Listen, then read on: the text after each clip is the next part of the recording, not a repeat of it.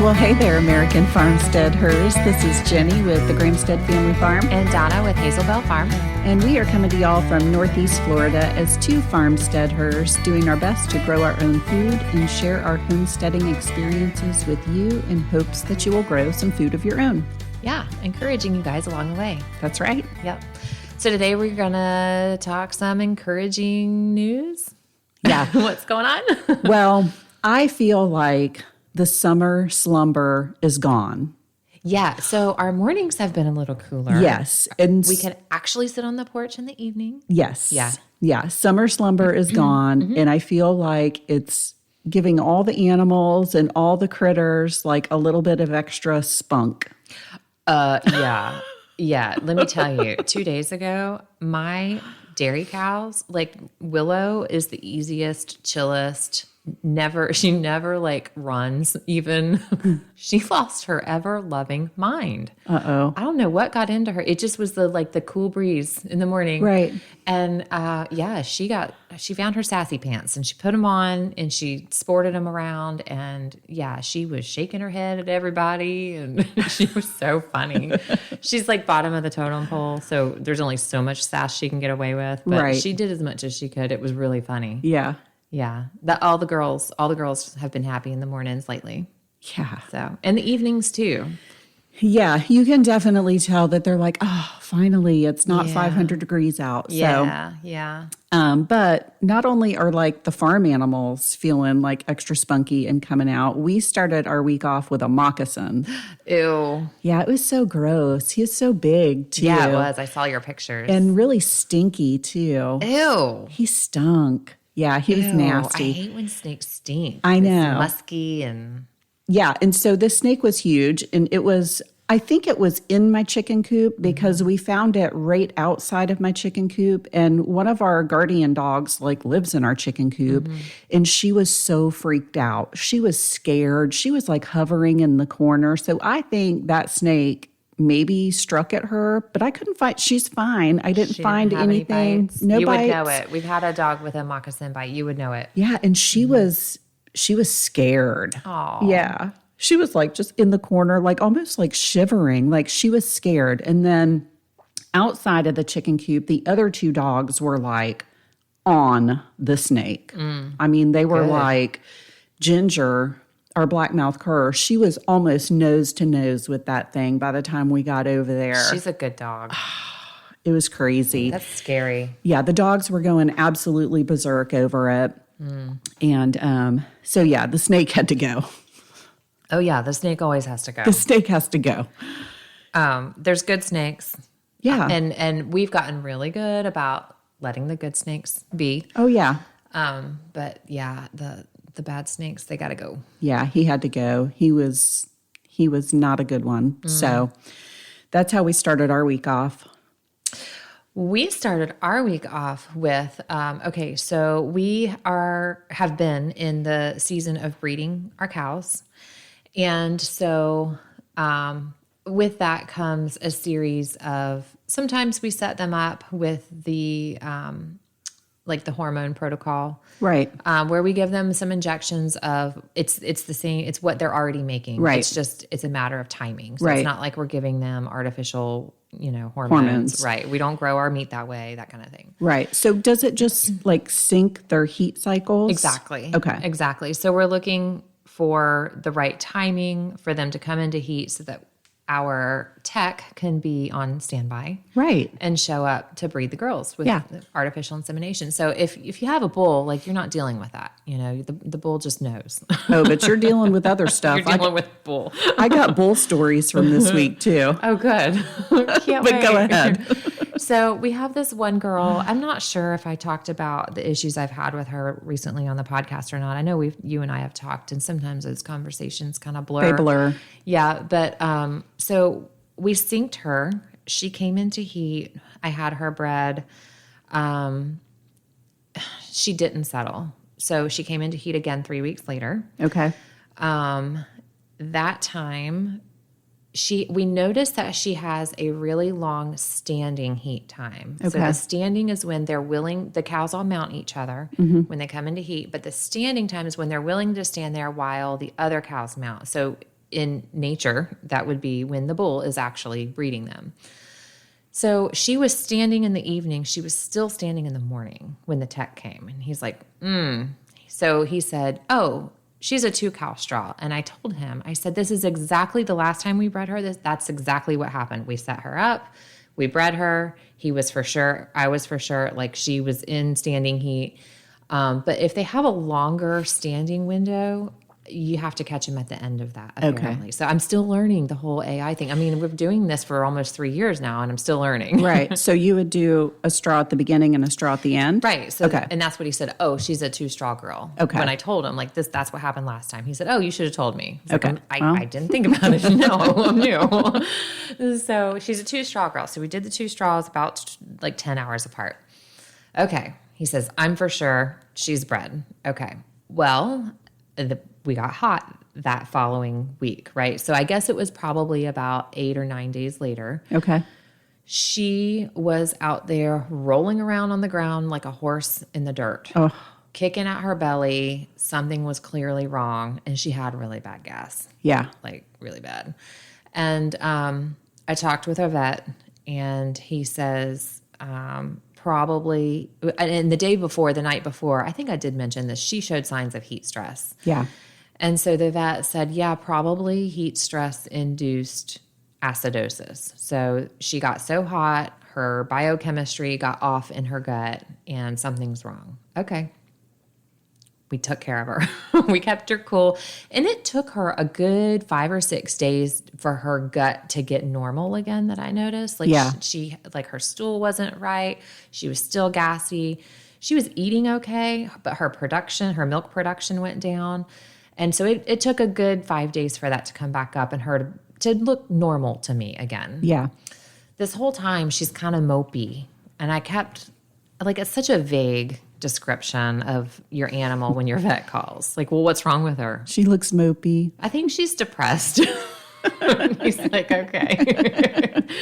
So, like, I know that sounds idiotic. But no, really, that's the thing. Cows, when they get down, it has to be their will that gets them up. Mm-hmm. Like, there's meds, there's doctors, all of that is good. But if you could do all of those things, and if they don't have the will, then you'll lose them. And that was one of the things he told me, like, oh yeah, we've been losing them at the dairies to acidosis because of the heat. It's a heat stress induced. So, anyways, she got better. She showed signs of heat again. Like, okay, cows are all mountainers. So I text my tech, hey, and he says, okay, I'll be there in the morning. So he comes, and he starts to reach in, and he says, has she had a bellyache recently? And I was like, well, yeah. And I, told him all about it. And he says, something's not right in here. And I said, what do you mean? And he said, something's like displaced or distended. Ooh. And I was like, well, my mind immediately goes to displaced abomasum. So that's, they say cows have 4 stomachs. It's 4 parts of their stomach, really. That's the last, the true stomach is the abomasum. And it can become displaced. It most commonly happens like within 2 weeks after calving, that as that moves back into place when the uterus shrinks down, it gets twisted, or there's like a torsion kind of thing. Or if they are starving, they don't have enough roughage, then the stomach is so empty it can get twisted kind of thing.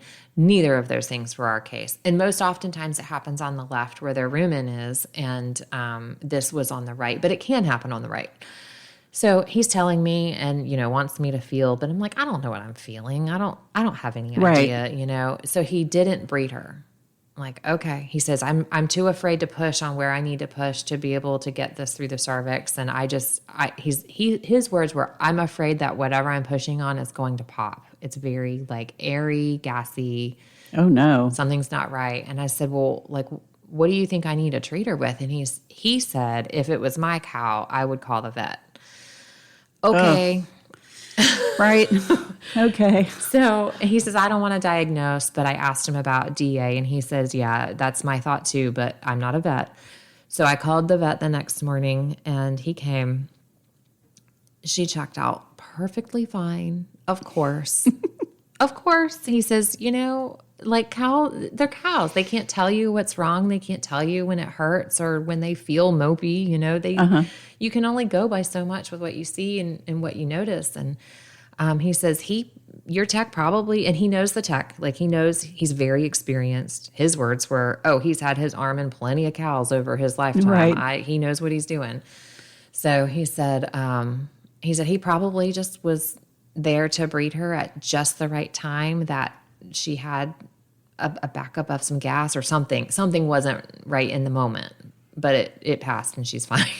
Gosh. He checked like her lymph nodes, and you know, he did a full exam inside, outside, and she checked out. He said she feels like she's coming into heat, and he could feel a corpus luteum on, you know, her right ovary. And I was like, oh, okay. He said, so, you know, put another patch on her and call your tech and tell him to be ready. So I did. And we didn't see her come into heat. And 2 days later, we noticed signs that the heat had passed. I was like, okay, we'll wait. So, yeah, so it was a week of, oh my gosh, I'm going to either lose the cow or pay for an expensive surgery.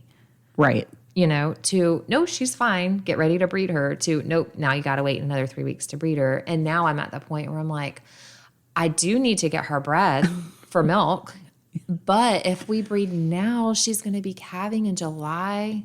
Ooh. I don't want to do that. No, it's too hot. It's too hot. So my other option is wait until like November, December. I don't like any of what has happened with this cow over the last week, other than she is healthy. Yeah. You know, so I'm thankful Such for that. a roller coaster. Exactly. It's up and down. Right. And up and down. I mean, you go from this high to this low to what is going on. And that's how it is when it hits. Like when farm drama hits, it's crazy. There's no warning. No, there's no warning. No, you have to be on your game all the time. You do have to be on your game all the time. We had to move cows because our front pasture was like looking pretty overgrown. So I'm like, hey, let's get a couple cows up here. And so we go to the gate. And of course, Maple, you know, sees the gate. Maple's like, oh, I want to go through the gate. Can I be the first to go through the gate? Sassy pants on. Yeah. And so Maple and Daisy made it to the gate first. So I'm like, okay, That's who goes. Maple and Daisy it is. And so we get them up there, and they were fine for a few hours. You know, nothing was really going on. And we went out to dinner, and it was dark when we came home. So we didn't really check on what was going on up front. You know, we just, you know, go to bed. Yeah. And so I wake up the next morning and I look out my front window and I'm like, oh, the bull is in the front yard. I'm like, what is the bull doing in the front yard? And so the bull and Daisy, who is like 14 or something like that. Right. They've been together for a long time. They came from the same farm. They're buddies. That's his girl. Yeah. Daisy is his girl. Yeah. And so he, I guess, was not happy with the arrangements of Daisy being on the other side of the fence from him. So he broke the fence. Oh, no. I guess in the middle of the night. And I heard my dogs barking too. I knew in my sleep, I said something's going on out there. But you're asleep and you can't do it. But I'm asleep, so I'm just going to ignore it. And so, so he broke the barbed wire fence, cracked a post, got over to be with Daisy. And as soon as I look out there at them, Daisy runs up to him and mounts him. And I'm like, oh, well, is she all right, I guess to be bred? Daisy is in heat. I don't know. Her calf is 7 months old. So, and I mean, she is so old, so it's possible that she hasn't been rebred. Right. But I mean, every 3 or 4 weeks, I see them hanging out together and I'm like, oh, she's in heat. She's going to be bred. And so she just isn't bred yet, I don't think. Right. Which is fine. I mean, she's older. So whenever she's ready, she's ready. So I'm like, okay, well, I mean, I guess we can just leave Boobaroo up front while Daisy and Maple are up front. Like, I don't want to move him and then make him mad again. Right. So he was up there for a couple of days. And again, in the middle of the night, last night, and I told you, I said, I'll come to your house to record because you have more morning chores than I have right now. So You did. it'll be faster. Sure. It was not faster. That's what you get. So in the middle of the night, again, I hear the dogs and I'm like, something's going on out there. And so I get up and actually, like when the sun came up, I got up. I didn't get up in the middle of the night. But when the sun came up, I got up and I was like, well, I guess I'll do my meat chicken chores and get everybody all situated. And as I'm feeding the meat chickens, I look in the front yard and I'm like, wait a second. He is a lot closer than he should be. Oh, no. He was not in the electric fence. Boobaroo had just been out walking around the yard in the middle of the night. He destroyed I don't know how I didn't hear this, but he destroyed one of the bushes like right behind my bedroom window. And I didn't even hear it. So yeah, my morning turned into, okay, I have a bull out and I'm here by myself. This is fun. Nice. Yeah. So, but, he's pretty low key. I mean, does he follow a bucket? Yeah, he does. Sometimes a little faster than what I like. So I opted for no bucket just to see if he would just follow me. I didn't want him to get too excited. And I thought, should I go wake up my boys and have my boys help? But I'm like, no. I mean, I don't know. He's used to kind of dealing with me. Mm-hmm. And the times that I've had the boys come out and help, or if I have Tori come out and help, he gets a little spunkier, like, oh, what's going on here? Yeah, something's happening. Yeah. What's up? Mm-hmm. Yeah. Yeah, so I'm just trying to play it cool, like nothing's going on. Like, come here, buddy. Yeah. Come on. Like it's just another day. So luckily, he followed me all the way to the backyard, but then we have a back gate like that was by our old pig pen that goes out to that lane that runs all the way out to the back where our deer feeder is. He starts heading that way, and I'm like, no, you can't go down the lane. And so luckily, my sheep come in to save the day, and they're like, what's going on? What are y'all doing? And so they're, wanting to follow me. And so I started going the opposite direction, thinking maybe he'll turn around and follow because all the sheep are doing that. He sees them, yeah. And so that's exactly what happened. I'm like, yes, thank you. So get him back in the pasture. So now he's back with the other set of cows, and Maple and Daisy are still up front. But I shut the gate so he couldn't get on that fence line anymore. Oh, that's good. So he's like way out back. What a stink. I know. Yeah. I'm like, my cows will do that too. 'Cause like cows buddy up. They find a buddy. Yeah. And once they find their buddy, they don't like to be separated from their buddy. And we have to separate at certain times for one reason or another. Yeah. And like my Belle and Rose, they're buddies.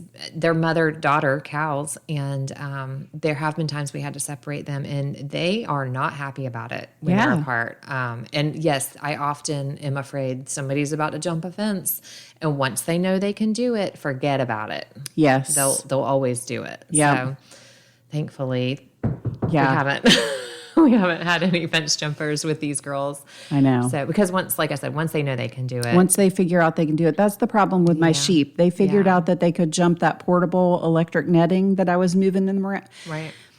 The small sheep figured it out. So the small sheep will jump it, and then the bigger ones are like, thanks for knocking that down, Right. It's ridiculous. So, so after I got the bull back in the pasture, I went back up front because Maple and Daisy were still up there, and I'm like, he had to have broken the fence somewhere. Yeah. So he did. So I had a bunch of electric fence that I had to redo and recut, and Dang. So my morning chores were not quick. No, that's because you jinxed yourself. It did. It's your own fault. I'm sticking with that. We have other cow drama. So we've been breeding, and the end part of that is we're sending blood tests off to labs. Mm-hmm. And we bought a Jersey cow about 4 months ago that was sold to me as 30 days fresh. Okay. So that's calved within 30 days. And recently in milk. And that tells me that she's probably not cycling yet at that 30-day mark. She was also like some other things were sold to me, some other details that turned out not to be accurate. So like just know that when you're buying from somebody you don't know, you don't You don't know. What You don't really know. I had her vetted, and then when she got here, I ran a full gamut of disease tests. Like I did all the right things I could do, with taking the risk of my money before my own disease testing results, But she was sold to us as 30 days fresh and open, meaning not bred. Right. So I've been looking for her to cycle. And, my other Jersey cows oftentimes are like 4 months fresh, 4 months post calving when they finally come into heat again. And so at first, like I didn't think anything of it. And I've only had her now for about 4 months. Yeah. And I was like, all these girls are cycling. She should be in on this action. She should be mounting. Something should be going on. And she's not caring. And I keep putting an Estrotect patch on her tail head, and it scratches off like a little bit at a time. Like she licks it. And so there's never an accurate picture there. So yeah, I was like, I'm just going to go ahead and send blood in for her too. Since I'm sending it, I'm already paying the shipping. Well. It's only a couple of dollars for the test. We might as well. Well, again, I jinxed myself, which should have been easy. I blew a vein in her tail. I felt so bad. Because she jumped whenever I stuck her, and then I went to stick her a second time. And when I did that, poor thing had a whole full-on hematoma. But it went down quickly. But like she started to she got the shakes, and it just was not a pleasant experience. So I couldn't get a bunch of blood from her. So it was a tiny sample. Like they want 2 mLs. At least, and it was like not even half of an ml. I was like, I don't know. Oh well, we're gonna send more tests in soon for some of the other girls, so I will try send again it and see. So, yeah, she came back pregnant. So, I don't know how long she's been in milk, right? And I don't know when she's due. So she was bred before she came to me. And so you have no idea what she was bred to. I have no idea what she was bred to. Yeah, I don't know anything. So. And the guy that you bought her from likely would not know either, correct? No. And again, like I said, I got some bad information, but he may have had bad information. I don't know that it was him. Yeah. He may have told me everything he had. Right. The man I bought her from, he's a cow flipper. Like that's a thing. Yeah. And as long as they're honest with me about what they're doing and where they're getting from, I don't see any problem with that. Right. The story behind this girl was that he's friends with an Amish dairy farmer, and they were downsizing the dairy. And he, in this period of time, was getting about 5 cows per week. Mm-hmm. So I don't know. I don't know if he sold me a different cow than I originally was interested in. I don't know if he had bad information on this cow that he passed along. I really have no idea. But obviously she wasn't 30 days fresh. And obviously she wasn't open. Right. So, yeah, I don't know. I don't know what she would have been bred to. Presumably, it's going to be a safe calving because she is a cow. She has calved before. And, they're only going to keep a lot of dairies are running beef crosses so that they can sell the beef. So, it's either probably going to be a Jersey or an Angus. Like those are your 2 main things that they're running at dairies. Right, at dairies, Yeah. Well, that'll be exciting. So, yeah, we're super excited. I just am trying to It'll figure be like out. at my farm when you have no idea. No idea. Yeah, we used to do that. Like, when we only used bulls, and a lot of times we didn't have an idea. Sometimes we had an idea. Sometimes you have a little bit of an idea. Yeah. Like I'm starting to pay more attention to it. Like, it would be kind of nice to know. Yeah. If I, have like a window. Right. Yeah. Yeah. So we're excited about that. Very cool. Just have to figure out when to dry her off because she is milking.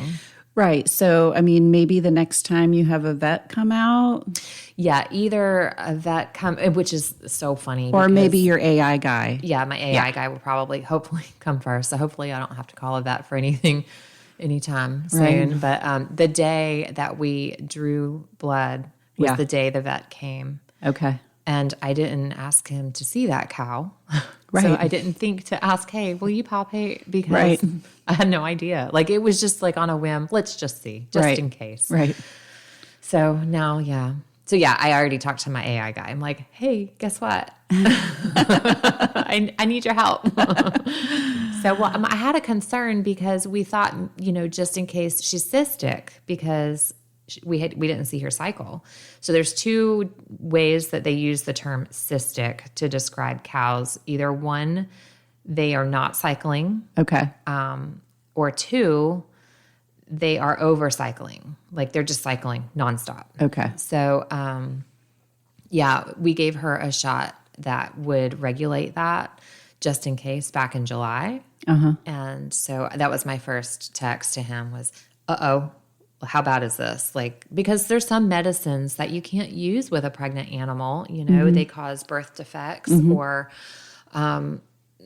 birth defects is the main one, abortions, that kind of thing. But obviously that didn't happen. So he said, that's not a problem at all.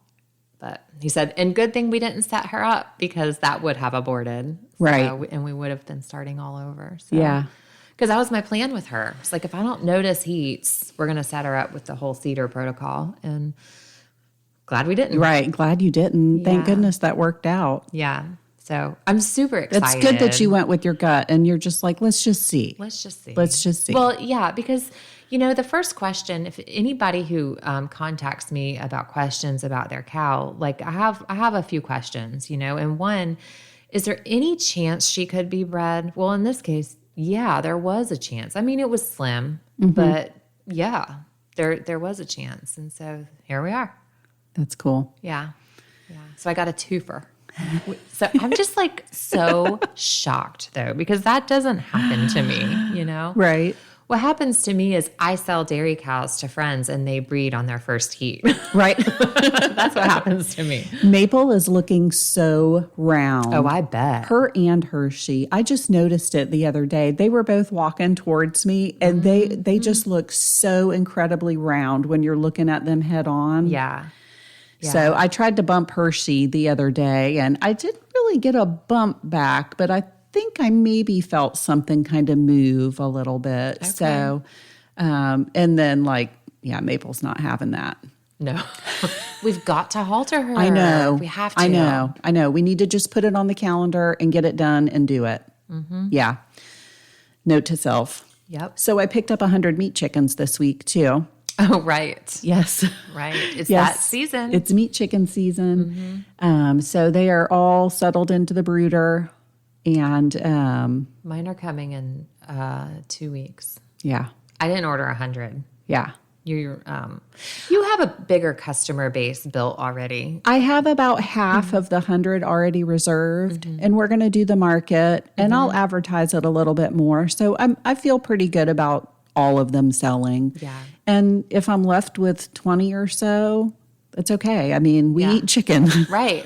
Yeah. They'll just go in my freezer. So I'm not too concerned about it. So yeah, I think it'll be good. Mine come in 2 weeks, and I'm a little scared because I don't have any of the setup that I want to have set up for this round. Yeah. Oh, I did away with my old setup. Oh. What did you do that for? Because I'm not smart. No, I didn't do away with it. It's just done. Yeah.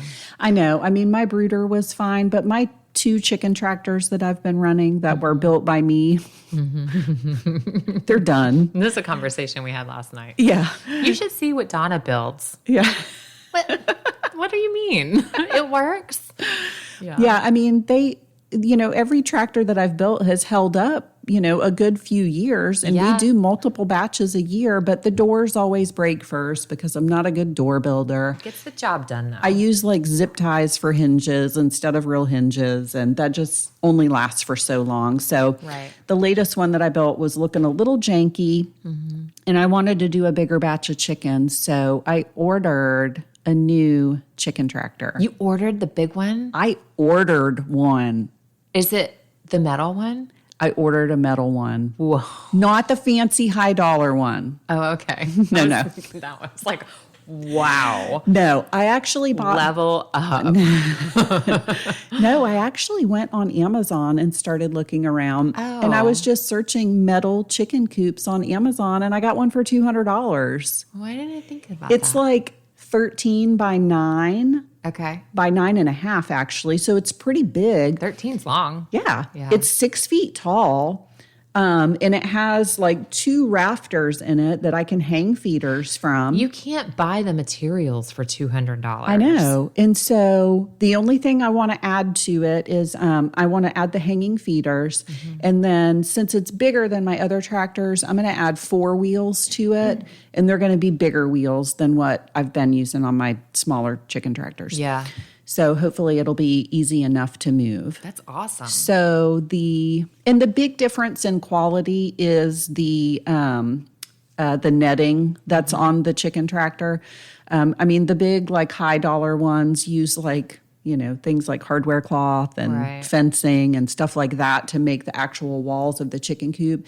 This one is just chicken wire. Okay. So Okay. a big difference in quality there, but it doesn't really necessarily need to be predator proof at my house because I'll have a dog out there with the chickens. So I'm going to go with the chicken wire, but I may eventually change that. I'm excited. Do you have it yet? I got it. Yeah, like 2 Is days. it put together? No, it's not put together. I'm excited to see it. It all snaps together. It has like the little click and it just snaps like the together. little buttons. Yeah, like the little buttons. The whole thing clicks together. And so There you go, listeners. Amazon. I'm super excited about it. So I'm going to do a video when I'm putting it together, and it'll be up on my YouTube channel if anybody wants to check it out. Yeah, I want to see it in real life. Yeah. So that I looked at it this weekend. I just got it I think Friday it was delivered, and this weekend was just busy, and I didn't get around to it unless it was in the middle of the day and it was just too hot. So There's that. Yeah, there's that. So yeah, but my meat chickens are only like 5-6 days old, so I've got a little bit of time. Yeah. So, but I need to get it together. I might just do that too. I mean, $200. Yeah, I'm going to see yours first. Yeah. So get it to. Yeah, get I on will. that. I'll get it together. Do that for me. They sell those. I think Premier One sells the. It's like the jack. Have you seen that? Where it lifts up so that you can easily push or pull and you put it on any tractor. You build it yourself tractor, but you buy this jack that makes it easier. I was looking at those also. Do you know how much they are? I don't know. Okay. I have no idea. Yeah. So yeah, I've got that. That's like a big kind of project that's looming over my head that I got to get done. So.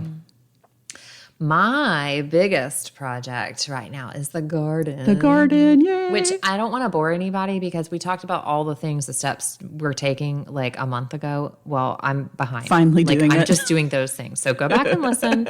What's going on? How to get your garden ready for fall or whatever. Yeah, I spent 4 hours in there yesterday. It was it's just a tedious job. There's so much I have to do. I mean, I had my picnic table was upside down from the storm that came through. I have the weeds, the grass. So the push mower, it's the best thing I've ever bought for my garden. I love, and that's the reason why I bought my push mower was strictly for my garden. For the garden. Yes. It lives in my garden. And so if y'all are going to do a big garden, I highly recommend your rows to be lawnmower width. Oh, yes. Especially around the perimeter. You got to make sure you can get a lawnmower in between that row and that fence. I put that thing in 2 of my boxes. They were so grassy. Yes. I did. And you know what was funny was funny. The grass was I don't know, 13 inches tall. And Eric's like, you can put it in the box. I'm like, I'm not putting a lawnmower in the raised bed. And and then you're like, wait a second. Why the heck not? Maybe I am. So, and I did. So, the grass was really tall and it looked really thick, like a crop. Right. And by the time I mowed it down, I realized there really wasn't that much of plant, roots in that where it's growing from. So I don't know what kind of grass it is, but it grows several blades. Yeah. And once I did that, I could see the bottom, and I used that Dr. Earth's grass killer or weed killer. Yeah. It works. I really want to use that as a maintenance tool. Oh, yes. Mm-hmm. Absolutely. Yeah. Yeah. Keeping it on stock. It definitely worked. I was worried, because it's hot essential oils, and I don't want to kill the microbial life of the soil. So I want to look more into that before I decide to like really use it all the time. Yeah, well, you're just using it as a surface spray, though. Right, and I'm just spraying the plant I want dead. Yeah. So I feel like it's okay. So yeah, I did that. I mowed, I sprayed. Nice. The plan was then to cover it with tarp, and I just ran out of gumption yesterday. It was hot, and I had spent 4 hours in there and had other things to do. But Yeah. I got started, That's awesome. and I made a seed order. That's and awesome. I cleaned out my seeds. So yeah, I'm ready to go. Yeah, I could definitely clean out my seed drawer. It's a little out of control at this point. But yeah, the other day I got a whim, like early in the morning, I was like, I'm doing it. I'm starting seeds. I'm doing it right now. Yeah. It was like 7:30 in the morning. I was tired of seeing my brand new seed trays just sitting there all shiny and new. Oh, and I ordered from Bootstrap Farmer. Yes. Yes. You'll be so happy with them. They are so durable. I mean, you can pick up the whole tray and move it and it's not folding on you, and Yeah. So they're so much better. here's the tip, guys. Here's what I did. So we talked about like, how did I hear it? I commented on a mutual friend's post. He ordered some Bootstrap Farmer materials. Okay. And this is not like a shout out to that company, you guys. We don't have any No, affiliation. No, none of that. But they do have quality products. Yeah. And so I saw his Facebook post and I was like, oh, you leveled up, good job. You've got some good quality resources going on there. And he said, I am a firm believer in buy once, cry once. And I was like, oh yeah. Yeah. Do it right the first time. Right. Yeah. So, but we still live within a budget. Yeah. Right. And as far as like what my gardening stuff goes or my farm stuff, like there's Right. a budget, The budget for each is- part. Right. Yeah. So I knew I needed at least 10 by 20 trays. Yeah. And then cups to fill them. Yep. That's a lot. It's going to be a lot. It's over my budget right now. So what I did was ordered the trays. Yeah. I have some pots.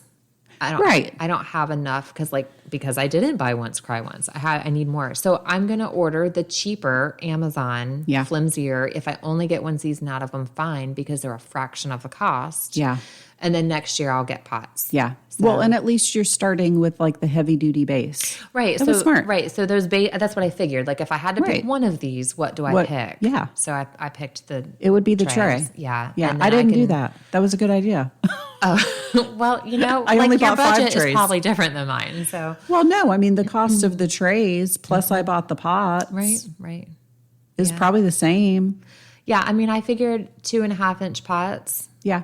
I don't remember what Bootstrap Farmer had them priced at. I mean, and I'm not saying it's not a fair price. I just don't have it right now. Right. To allot to that. But Amazon has like 100 for like $20. I know. So that's what I'm going to do. They're so inexpensive. Right. Yeah. So Yeah. Next otherwise, I have.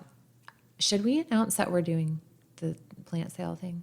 Yeah. And I want to talk about our seed workshop that we're doing this coming weekend. Yeah. It's Saturday. Yeah. Hello. Local people. We're Okay. doing a seed workshop at my farm, a Yes. seed starting workshop. Seed starting workshop and fall gardening. Yeah. Right. So, sign up for that. Yeah. Because it's the time. It is. Yeah. And so we've got lots of seeds to get started. We've got some tomatoes that we already started that we're going to be potting up, which is an important skill to know how to do. Like you got to know how to pot up your tomatoes. So we're going to be doing a little bit of that. And it's going to be Saturday morning, I think at 10 o'clock, we said. Yeah. Probably just from 10 to 12. Yeah. 'Cause something like I can't that. get somewhere before 10. Yeah. No. I think we did 10. Yeah. 10 o'clock is early enough. Yeah. So yeah, there's that. And then in November, we are going to be doing a market here at Donna's farm, at Hazelbell Farm. Yeah. Let's not do all the details yet, though. Okay.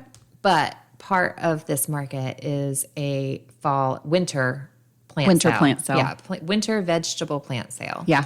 So we are getting all that going right now. And in doing so, We are starting all the things. We are. And so we have all these pots of soil sitting, waiting to be planted. And I see them out my kitchen window on that porch every single time I walk past the window. And I'm like, I got it. So hard not to put seeds in them. I know. I haven't. Yeah, like the actual plants for the plant sale, is not what I started at my house. It was just stuff that I was like, I got to stir some seeds. I got to do something. That's how I feel like every time I see it. I got to do something. I can't stand it. I got to put some seeds in some dirt.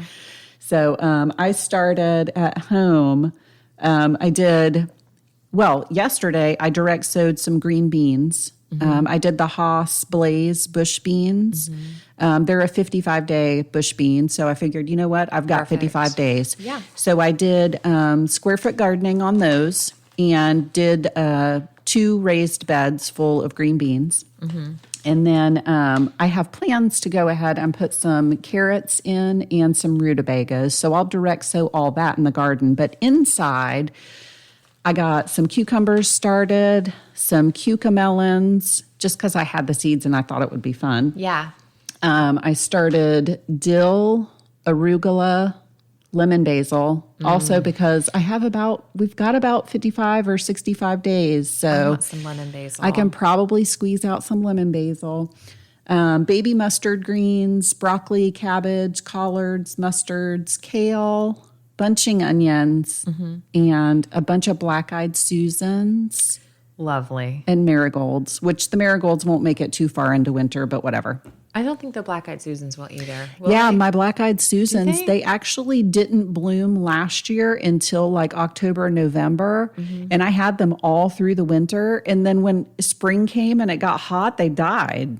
Oh, I thought they were a summer flower. I was like, what the heck? Okay. Yeah, so I was like, well, I guess, I don't know, maybe they like fall. Okay. So I started a bunch and I'm going to try them. I'm not much of a flower gardener, so I don't ever know. But, I'm not either. I have some black-eyed Susan seeds I want to start too then. Yeah, that's exciting. All the seeds. I'm going to start a lot of those same things. The green beans, I have some seeds right here. I just got in from Johnny's. What did you buy? So the green beans, I haven't planted these before, but one is the Dulcina, Dulcina. I think I'm saying that right. And Provider, bush beans also. And then I have some others. Green beans is one of those things. It's my family's favorite vegetable, green beans. It's one of our favorite things to put up on the shelf or even freeze. We love them fresh. I'll put them in vegetable soup. Like we have to have green beans. We eat them at least 3 times a week with dinner. Do you blanch them and freeze them? Is that what you do? You just freeze them. I know you're supposed to, but I don't do that. You don't do that. Okay. No, it's okay. I just rinse them and then make sure they're like patted dry. Okay. And then I vacuum seal them. Okay. Nice. Mostly we can them. Mostly. We do a little bit of both, but I frequently will come across a seed rack in any number of stores and come home with green bean seeds. So I have some others too. Yeah. Just whatever I found on the shelf. Like, oh, it says tender. Oh, right. I think I'm going to have trellis space. I can put a pole bean there, So yeah, I do pole beans. I do bush beans. I do fat beans. I do skinny beans. We do all the green beans. All the beans. Yeah, we love green beans. So I also have, I did get some spring things too, but carrots. I'm going to try some purple haze carrots. Okay. And also some Napoli carrots. I have grown those before. I don't know what those are. Napoli it's a hybrid variety, I believe. Okay. And we liked them. They did well. Okay. Other carrots that we've done well in the past are Danvers or Danvers half long. They do really well here. They're not so prone to bolting, but the Napoli, the description on Johnny's website was something to that effect. Tolerates the heat a little bit better. Yeah. So, when it's January and it's mostly cold, but then, hey, Florida says it's gonna be 82 for these 3 days. Like a lot of carrot varieties or broccoli or kales, whatever, they don't tolerate that very well. Yeah. And so I always look for those heat tolerant varieties when we're growing in winter or even your summer things or your spring things too. Yeah. That's another thing I got to think about is a little bit of shade. I need to dig out my shade cloth, check the conditions, because they don't last very long. I mean, I just buy the cheap ones on Amazon, so Yeah. I don't know. Shade cloth might be one of those things where if you buy it from a more reputable place, you might get a better quality. I don't know. Yeah, I don't know either. So I need to dig those out, see what kind of shape they're in, because we'll definitely need some shade. Yeah. Yep. Well, what else have you learned on your homestead this week? To not move Boobaroo from Daisy anymore. Right. Anything can happen. Anything can happen. I got my milk cows down to milking once a day. Oh, and good. I feel that's huge. I think that's why I finally felt like I could get in the garden because, right, because you had your late in the day freed up. Right. I just feel like free. Yeah. Freedom. It's crazy because I'm doing what I love to do. So it sounds terrible when I say it like that. But I am so tied down to these girls right now between milking twice a day, making cheese to sell, washing jars, labels for jars that we're selling. It's taking most of my day. Yeah. So just to not have that evening milking and then cleaning up from that, it's everything. And so even when I made the decision that it's a good time to do it, even before, because it's not instant. It's not like the next day. I just go to once a day. But even before I got there, I was motivated to be excited about the garden again and some other things on, the homestead, like chicks coming. And we're starting to think about other fowl we want to bring in. And now I feel like, okay, now I can do it. Yeah. Right now I feel like that. Yeah. October will change. No, probably not. You'll keep your motivation. I don't know. We'll see. Yeah. I'm just glad summer is coming to a close. Yeah. I'm coming to, it's new favorite season time. Yes. I love the season change. It's refreshing. Thank goodness there's seasons. Start. Yes. Yeah. Yes. I'm ready. I'm ready to do it. Yeah. And now we'll have less hours of daylight and we'll be all sad about that because we're motivated and we can't do it. Yeah. So. All right. Well, I guess that's it. Yeah. Okay. Well, we'll talk to you guys next week. Thanks so much for listening today and all the other days that you listen. And, yeah. We'll catch you next week. Yep. Sounds good. Later, y'all. Bye.